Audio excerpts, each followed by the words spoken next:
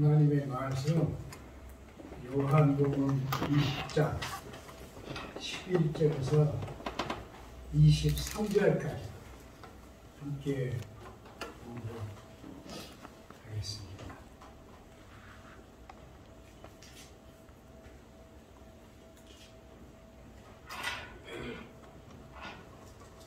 마리아는 무덤 밖에 서서 울고 있더니 울면서 부르짖으며 무덤 안을 들여다보니 흰옷 입은 두 천사가 예수의 시체에 누웠던 곳에 하나는 머리편에 하나는 발편에 앉았더라. 천사들이 이르되 여자여 어찌하여 우느냐. 이르되 사람들이 내 주님을 옮겨다가 어디 두었는지 내가 알지 못함이니이다. 이 말을 하고 뒤로 돌이켜 예수께서 서계신 것을 보았으나 예수이신 줄을 알지 못하더라. 예수께서 이르시되 여자여 어찌하여 울며 누구를 찾느냐 하시니 마리아는 그가 강산상인인 줄 알고 이르되 주여 당신이 옮겼거든 어디 두었는지 내게 이르소서. 그리하면 내가 가져가리이다. 예수께서 마리아야 하시거늘 마리아가 돌이켜 히브리 말로 라보니 하니 이는 선생님이라는 말이라. 예수께서 이르시되 나를 붙들지 마라. 내가 아직 아버지께로 올라가지 아니하였노라. 너는 내 형제들에게 가서 이르되 내가 내 아버지 곧 너의 아버지 내 하나님 곧 너의 하나님께로 올라가라 하라 하시니 막달라 마리아가 가서 제자들에게 내가 주를 보았다 하고 또 주께서 자기에게 이렇게 말씀하셨다 이르니라. 이날은 곧 안식 후 첫날 저녁에 제자들이 예배를 두려워하여 모인 곳에 문들을 닫았더니 예수께서 오사 가운데 서서 이르시되 너희에게 평강이 있을지어다. 이 말씀을 하시고 손과 옆구리를 보이시니 제자들이 주를 보고 기뻐하더라. 예수께서 또 이르시되 너희에게 평강이 있을지어다. 아버지께서 나를 보내신 것 같이 나도 너희를 보내노라. 이 말씀을 하시고 그들을 향하사 숨을 내쉬며 이르시되 성령을 받으라. 너희가 누구의 죄든지 사하면 사하여질 것이요 누구의 죄든지 그대로 두면 그대로 있으리라 하시니라. 아멘.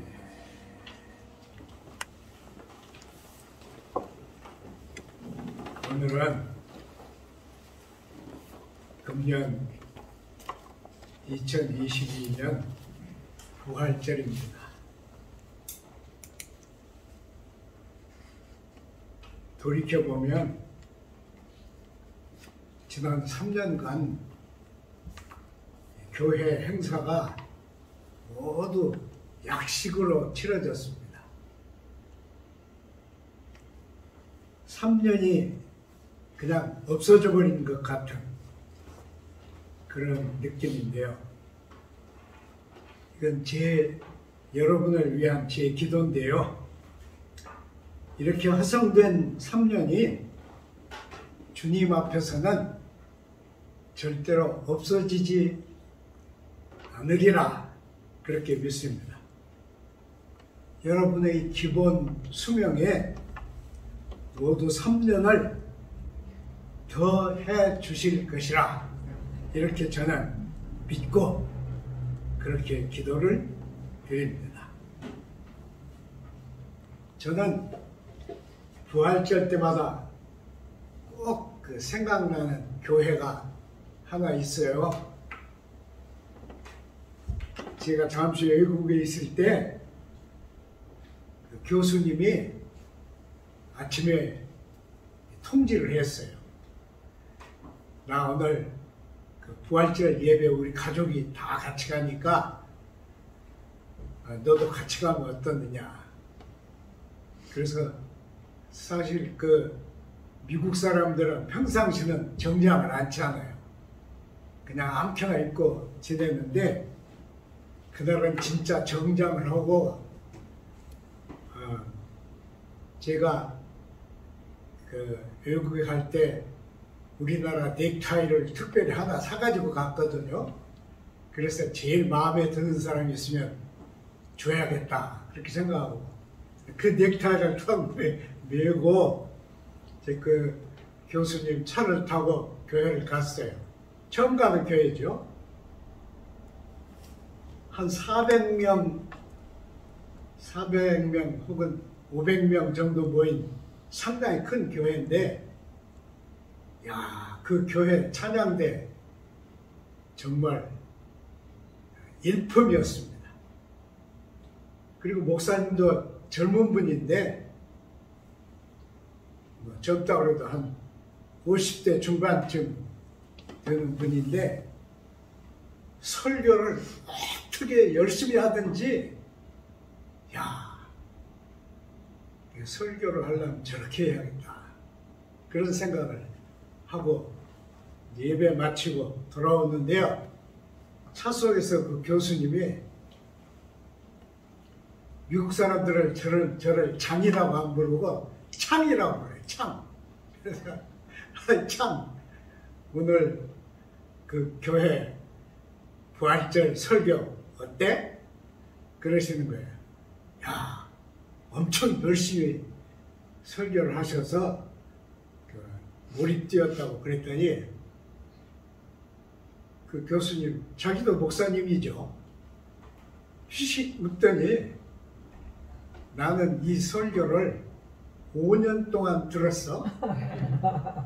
하나도 안 틀리고 똑같이 하는데 5년 동안의 이 설교가 더 잘 가다듬어져서 오늘은 아마 그 목사님이 원고 보지도 않고 다 외워서 했을 거라고.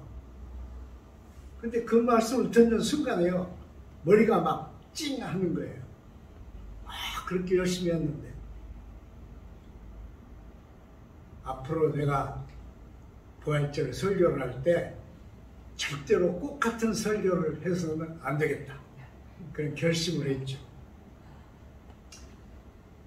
우리 성경 복음서에는 예수께서 부활하신 아침의 증언이 다 실려 있습니다. 약간씩 다른데 모두 제3일 새벽에 제자들이 무덤에 갔다, 그런 흔적뿐이었다. 그래서 그것을 기독교는 2000년 동안 빈 무덤이다. 빈 무덤이니까 무슨 얘기냐? 예수가 부활했다, 이렇게 했죠. 그런데 19세기부터 빈 무덤이 예수 부활을 어떻게 증언하느냐, 이렇게 반론이 일어났어요. 그래서 빈 무덤 이야기는 이제 못해요. 무덤이 비었으니까 예수가 부활했다, 그 말은 이제 소용이 없게 됐죠.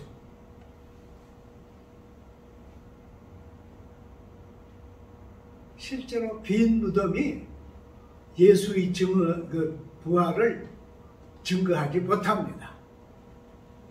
그래서 신신학 학자들은 무슨 꾀를 냈는가 그러면 빈 무덤을 깨트리기 위해서 그 무덤 뒤편으로 지하에 굴이 있었다. 사람이 하나 지나다닐 만큼 굴이 있었는데 제자들이 그 굴로 들어가서 예수의 시신을 밧줄로 묶고 그걸 자기 몸에다가 묶은 후에 기어서 나왔다. 그래서 빈 무덤이다, 이렇게 말한 사람도 있어요. 니체라고 한 사람은 기독교를 반대하고 엄청 나쁜 소리를 했는데 그 말에 대해서도 비판을 했습니다. 제자들이 12명이나 되는데 왜 그 굴로 가서 빼내왔겠느냐, 무슨 소용이 있어 빼내왔겠느냐, 이렇게 말했는데, 하여튼 이 빈 무덤이라고 하는 이야기는 예수 부활의 증언이 못 됩니다. 그러면 뭐가 예수 부활의 증언이냐? 나타나신 거예요. 죽어서 무덤에 묻었는데 나타나신 것입니다. 요한은 그렇게 썼죠. 먼저 막달라 마리아에게 나타나셨고 20장 11절 이하에, 그 다음은 제자들에게 나타나셨고 19절에서 23절에,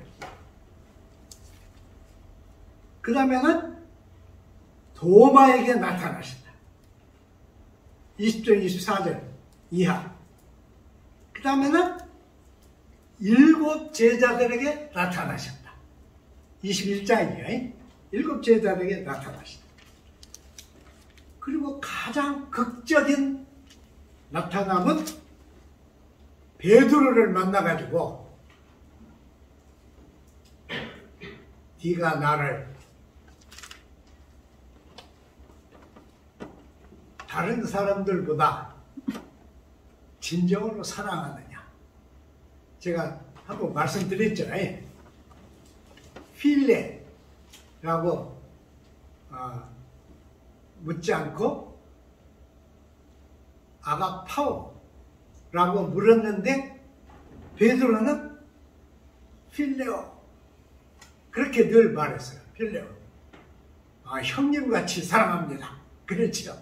필레오는.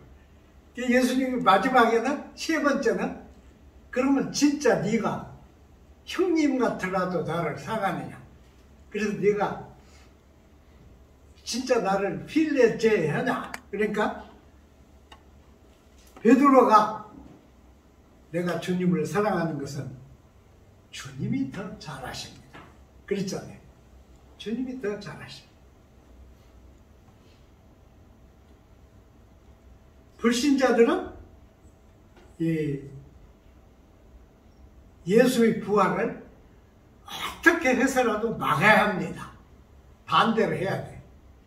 그러나 신자들은, 저는 대개 부활절 때 꼭 그렇게 하는데, 복음서에 나타나 있는 부활에 대한 얘기를 다 읽는 것이 가장 좋습니다. 부활절 때는. 그러면 성경이 4권 필요해요. 4권을 다 펼쳐놓고 읽는 거예요. 그러면 이 사람들이 왜 이렇게 썼을까? 왜 이렇게 쓰지 않으면 안 되었는가? 하는 질문과 해답이 나옵니다. 예수의 부활은 우주의 역사 가운데 단 한 번입니다. 여러분 그걸 아셔야 돼요. 다른 사람들도 다 죽었다가 부활했는데 예수도 부활했다. 그러면 다른 사람들도 다 밥 먹는데 예수도 밥 잡수셨다 하는 말하고 똑같아요. 이것은 우주의 역사 가운데 단 한 번, 과거에도 없었고 그 다음에도 없었고, 그래서 어디에서도 이 예를 찾을 수 없는 그 동양론, 그래서 타이팔러지라고 우리가 말하죠. 그러니까 예수의 부활은 타이팔러지가 없어요. 동양론이 없어. 어디에도 동양이 없습니다. 유래를 찾을 아무것도 없어요.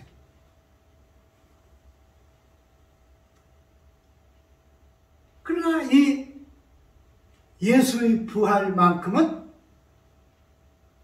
기독교의 바탕이고 우리 신앙의 핵심입니다.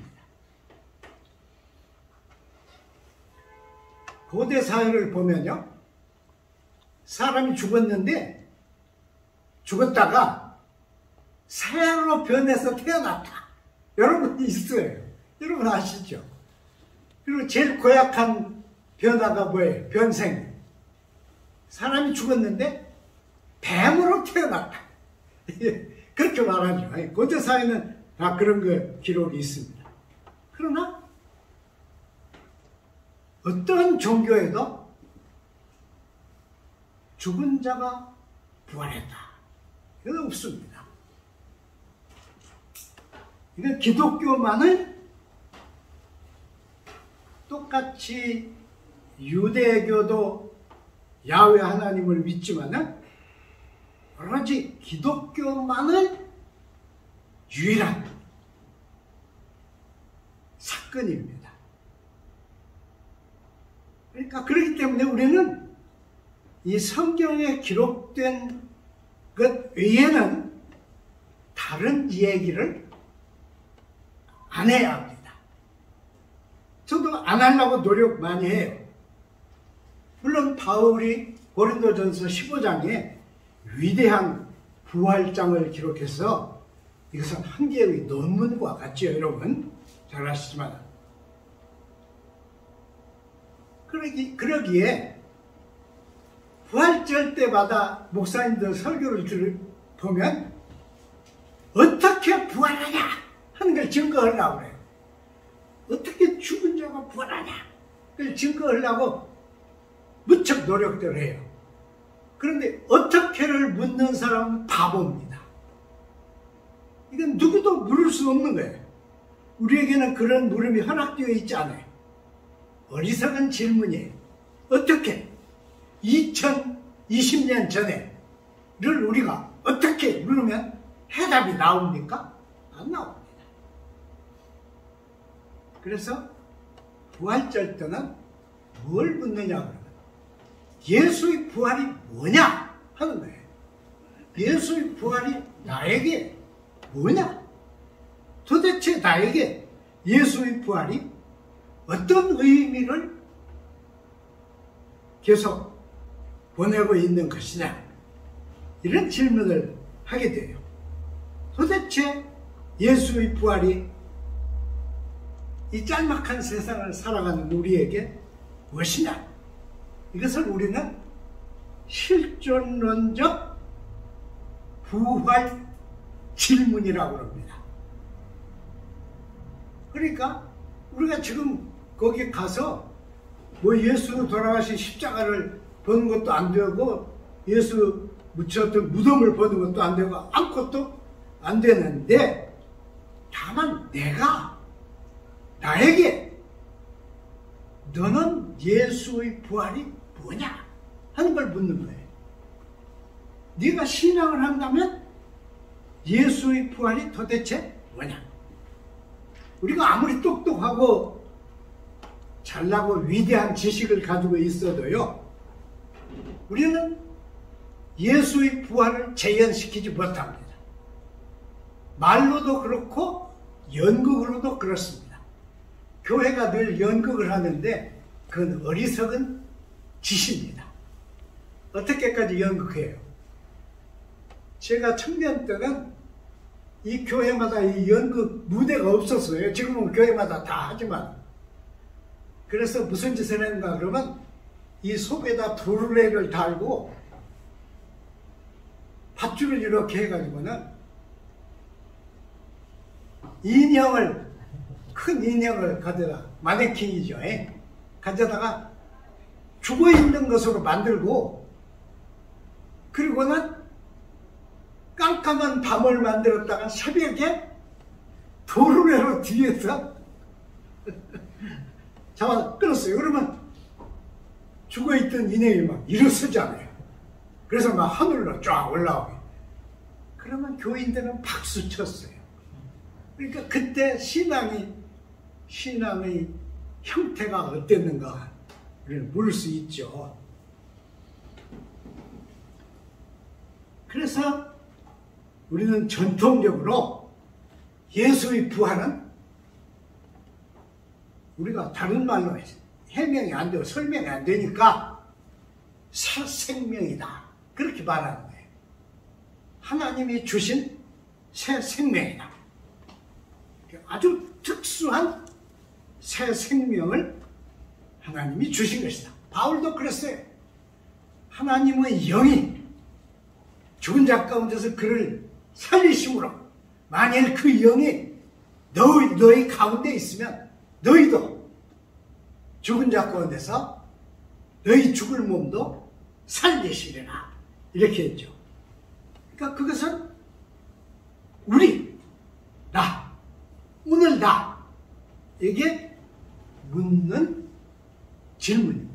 그런데 이 새 생명도요, 새로 태어나는, 세상에서 계속 새로 태어나는 거듭되는 생명이 아닙니다. 이것은 우리가 아주 해명하기 어려운 새 생명. 그러니까 기독교인이 가장 신비스럽게 예수의 현존과 묶이는 순간이 뭐냐 그러면 이 생명과 부딪히는. 그래서 마이스터 에카르트는 그랬죠.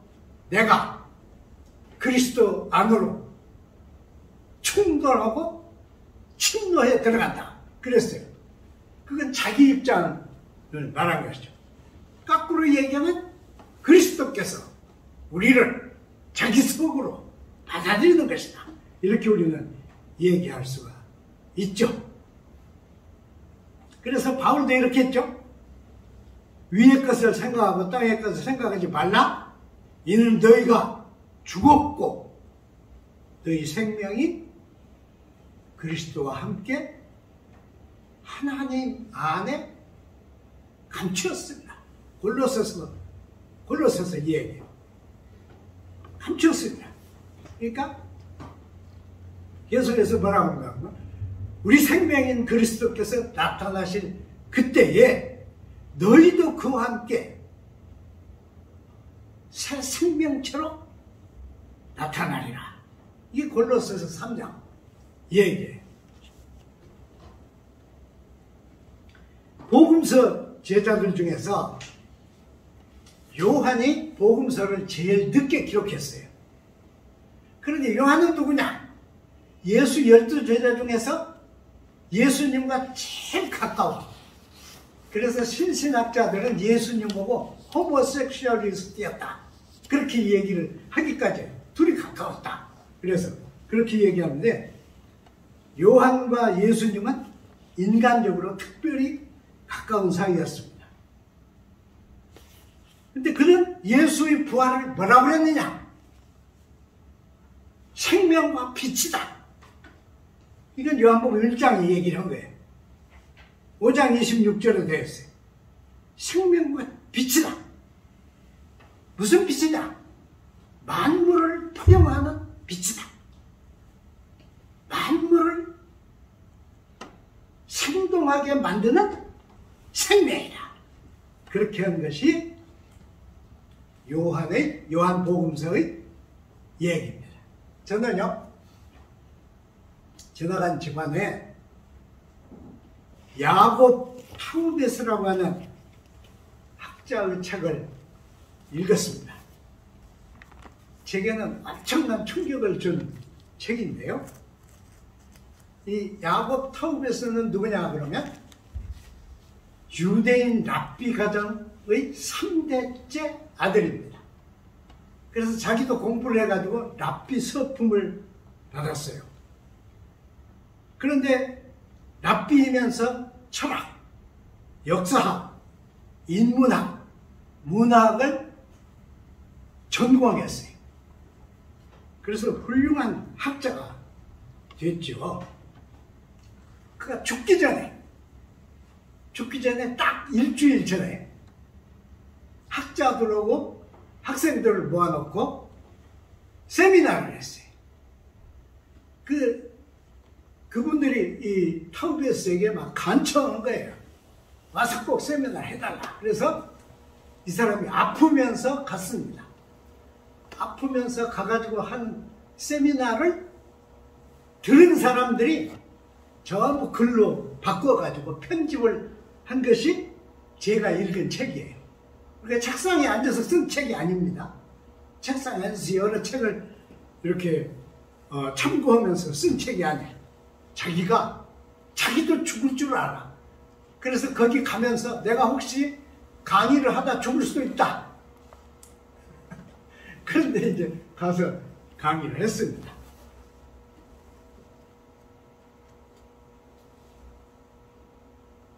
그런데 그는 랍비이면서요, 신약 성경을 엄청 읽었어요. 특히 신약 성경 중에서 로마서를 엄청 많이 읽었어요.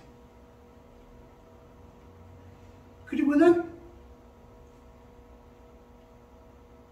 이렇게 얘기를 하는 거예요.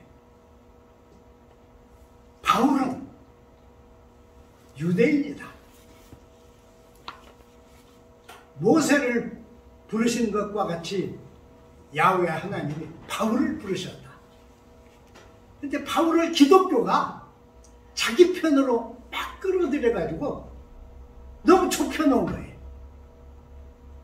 하나님의 위대하신 계획을 생각 않고 바울을 그냥 기독교의 바울로 만들어 놨다는 거예요.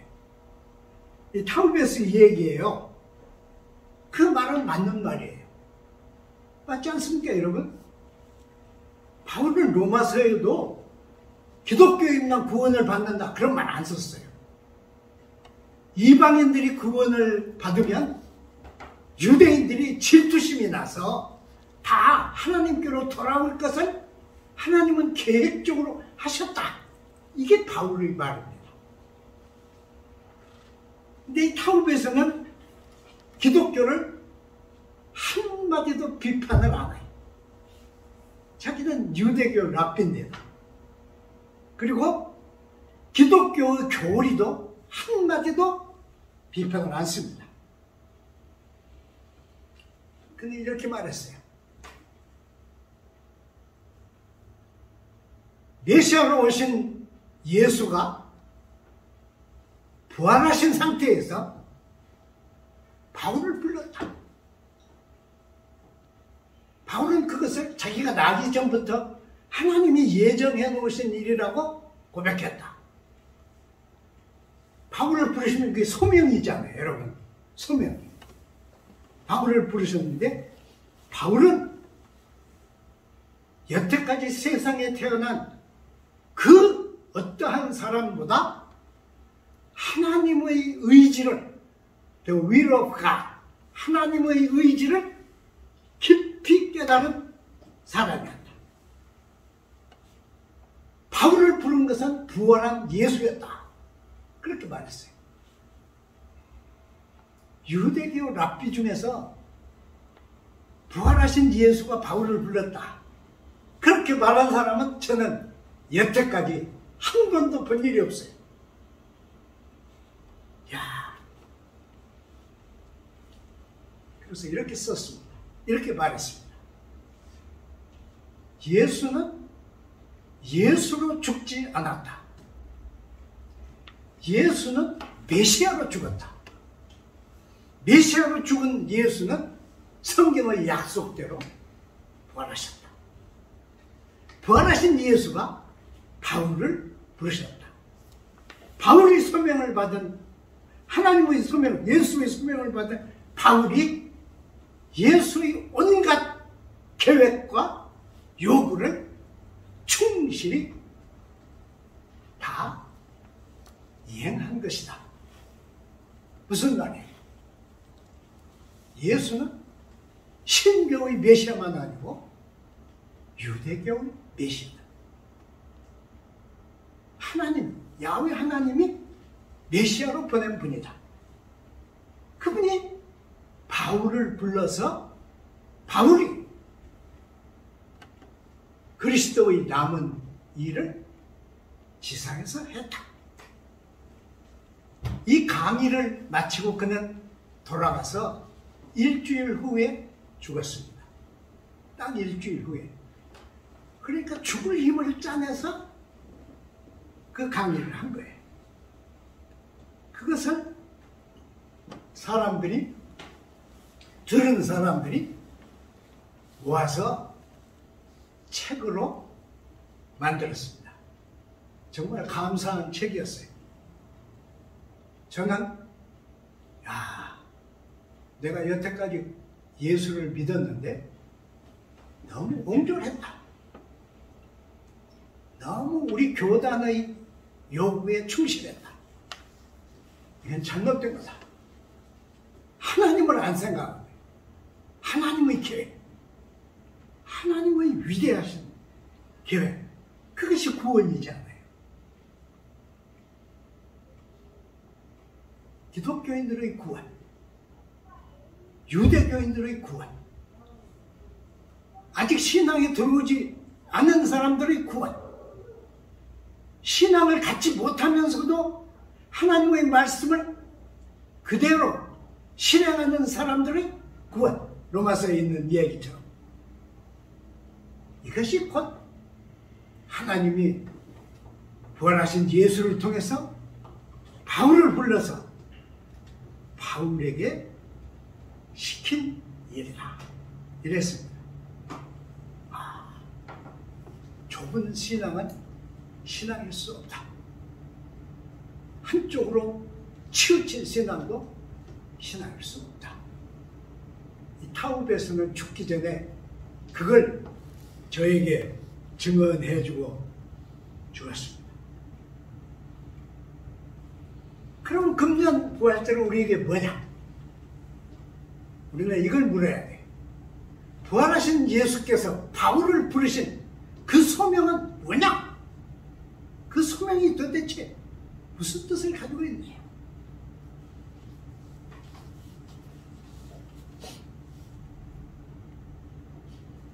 이것은 바울은 예수 일을 하면서 이렇게 했어요. 나는 어찌하든지 주님께서 지신 십자가를 내 몸으로 깨닫고 그리고 예수의 부활에 동참하려고 인면임을 다했습니다. 이랬어요. 그리고 디모데에게 이랬잖아요. 내가 일생 최선을 다했으니까 이제 내 앞에 남겨진 것은 뭐라고 그랬어요? 의의 면류관이다. 하나님의 의의 면류관을 준비하고 계신다.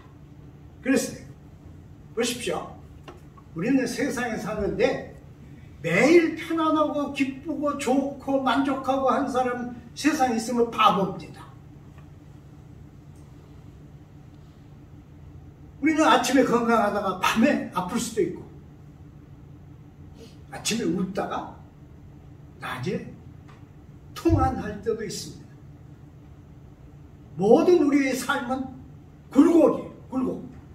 사인 커브예요.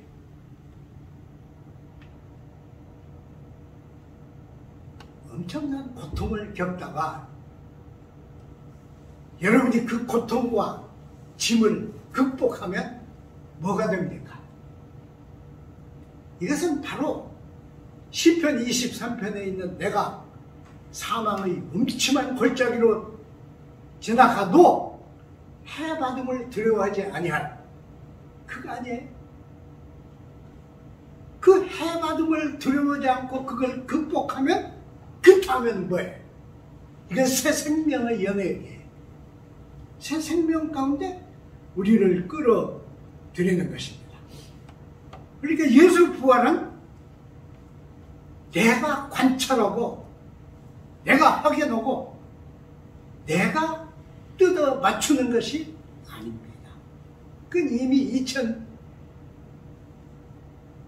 2020년 전에 일어난 일이고 나는 부활하신 예수의 소명에 매일매일 응답하는 것입니다. 소명에 응답하는 뭘로 해요? 내가 해가 뜰 때 동쪽 해가 떠오르는 걸 보고 하나님 내가 맡긴 일을 다 했습니다. 이게 응답하는 게 아닙니다. 소명에 응답하면 바로 우리들의 현실적인 삶입니다. 매일매일의 삶이고 고통이고 그걸 극복하는 희열이고 그걸 극복하고 새로운 영역으로 나아가는 미래의 약속입니다. 그게 예수의 부활이에요. 예수의 부활을 믿는다고 우리가 말하는데 부활절 새벽에 서울 시내에 있는 모든 교인들이 다 한 교회에 모여가지고 예수 부활하셨네 그러고 크게 부르짖고 찬송하고 서울 시내에 있는 모든 찬양대들이 다 모여서 기가 막힌 찬양하고 하면 예수 부활이 오는 겁니까? 아니죠.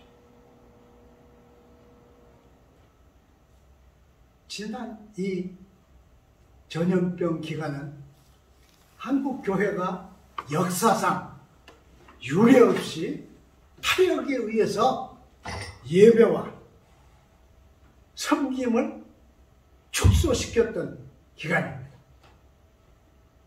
오늘 부활절은 이것을 극복하고 나가는 새 생명의 영역으로 나아가는 길목입니다. 저는 그렇게 믿어요.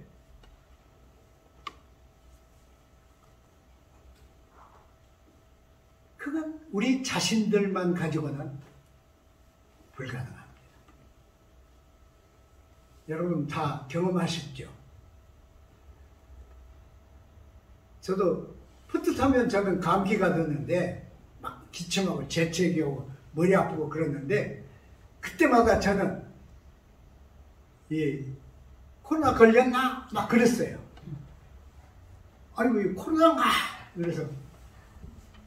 그래가지고 유튜브를 찾아서 코로나 특징이 뭔가도 막 읽어보고 그렇습니다. 근데 그게 지나가요. 지나가면 어떤 생각이 들어요? 우리는 모든 역경을 극복하면서 하나님께로 나아가는 것입니다. 어디까지 가는 거예요? 고린도 후서를 보면 우리는 모두 예수 그리스도에게 흡입되게 됩니다.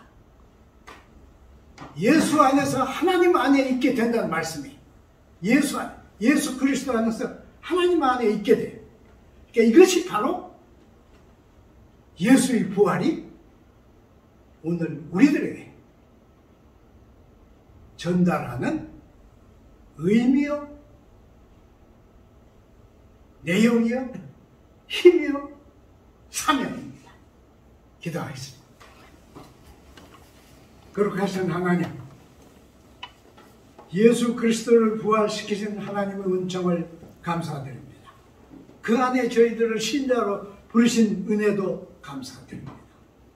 우리의 모든 삶이 사실은 감사의 제단밖에 어디 있겠습니까? 하나님의 은혜, 하나님의 진리, 하나님의 능력, 하나님의 성령 매일매일 우리 삶을 채우시고 우리의 길을 인도하시고 우리를 바른 길로 이끌어 주옵소서. 예수님 이름으로 기도드리나이다. 아멘.